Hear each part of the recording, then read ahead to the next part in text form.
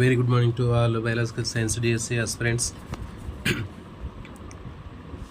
Intermediate first year జువాలజీలో మనకి జంతు వైవిధ్యం 2 చాప్టర్లో మనం ఈరోజు అధి విభాగం ఏ నేత తర్వాత జ్ఞాతోష్టమేట గురించి డిస్కస్ చేద్దాం. అంటే వర్టిబ్రేటా గురించి మనం ఇక్కడ డిస్కస్ చేద్దాం. చూడండి ఒకసారి మనకి కార్డేటాలో పృష్ఠవంశం కలిగినటువంటి జంతువులన్నింటినీ మనకి కలిపి మనం కార్డేటా జీవులు అని చెప్తున్నాము. మరి అయితే పృష్ఠవంశం అనేటటువంటిది తోకలో ఉండే వాటిని యూరో కార్డేటా జీవులు అంటారు.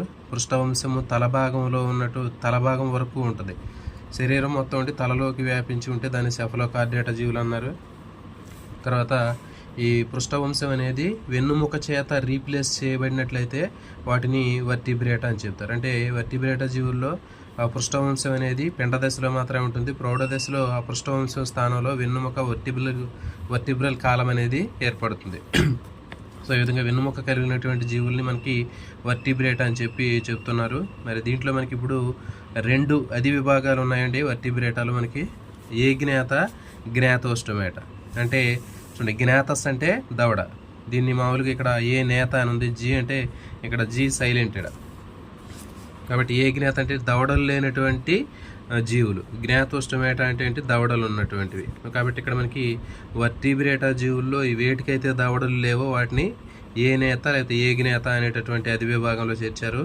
దవడలు ఉన్నటువంటి సకశేరుకాలని జ్ఞాతోష్టమేట అనేటటువంటి విభాగంలో చేర్చడం జరిగిందండి.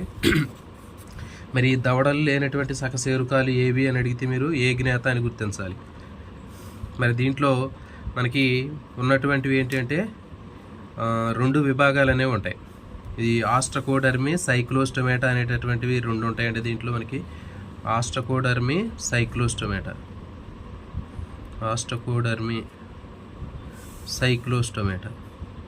సో మరి ఈ ఆస్ట్రకోడర్మీ అనేటటువంటి ఈ విభాగానికి చెందినటువంటి దవడలు లేనటువంటి సకశేరుకాలు అనేవి విలుప్తం చెందడం జరిగింది.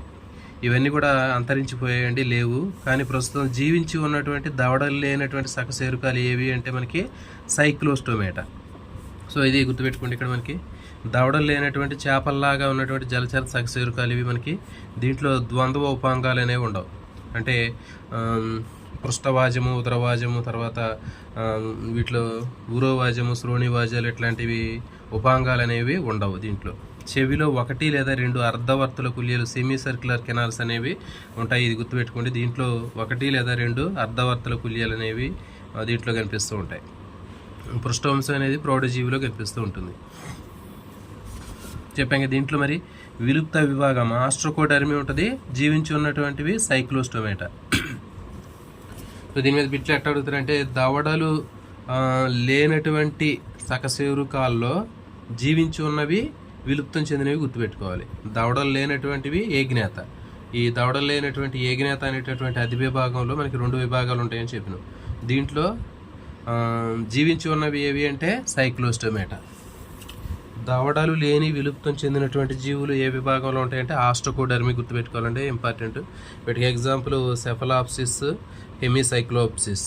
సో ఇవి దీంట్లో లేకపోయినప్పటికీ కూడా వీటికి సంబంధించినటువంటివి ఎగ్జాంపుల్ వీలుంటే గుర్తుపెట్టుకుంటే, లేకపోతే లేదు. మీ ఎగ్జామ్ టెక్స్ట్ బుక్ నుంచి ఎక్కువగా అడగడానికి అవకాశం ఉంటుంది. సో విలుప్తం చెందినటువంటివి ఆస్ట్రోకోడర్మీ విభాగంలో ఉంటాయి, జీవించి ఉన్నటువంటివి సైక్లోస్టోమేటాలో ఉంటాయి. సో రెండింటికి కూడా వీటిలో దవడలు అనేవి ఉండవు. మరి ఇక్కడ విలుప్తం చెందాయి కాబట్టి వీటి గురించి చదువుకోవాల్సినటువంటి అవసరం లేదు. జీవించి ఉన్నటువంటి దవడలు లేనటువంటి సకశేరుకాలు ఏవి అంటే సైక్లోస్టోమేటా. మరి సైక్లోస్టోమేటా గురించి చూద్దామండి. ఇవి అహాను సకశేరుకాలు అని చెప్పాము. అంటే జాలస్ వర్టిబ్రేట్స్. ఇవి అణువులు లేదా దవడలు లేనటువంటి సకశేరుకాలు జీవించి ఉన్నటువంటివి సైక్లోస్టోమేటా. ఇవి మంచినీటిలో ఉంటాయి, లేకపోతే సముద్రాల్లో నివసిస్తుంటాయి. సన్నగా పొడవుగా ఈల్ చేపల్లాగా కనిపిస్తూ ఉంటాయండి. ఇవి ఎటు చూస్తున్నాయి కదా మనకి, సన్నగా పొడవుగా ఉండి ఈల్ చేపల్లాగా కనిపిస్తూ ఉంటాయి. మృదులాస్థి అస్థిపంజరం అనేది ఉంటుంది దీనికి. తర్వాత నోరు వలయాకారంలో ఉండి చూషకంలాగా పనిచేస్తుంది. ఇట్లా నోరు వలయాకారంలో ఉండి ఒక అంటుబిళ్ళలాగా పనిచేస్తుంటుంది, స్టిక్కర్ లాగా పనిచేస్తుంది.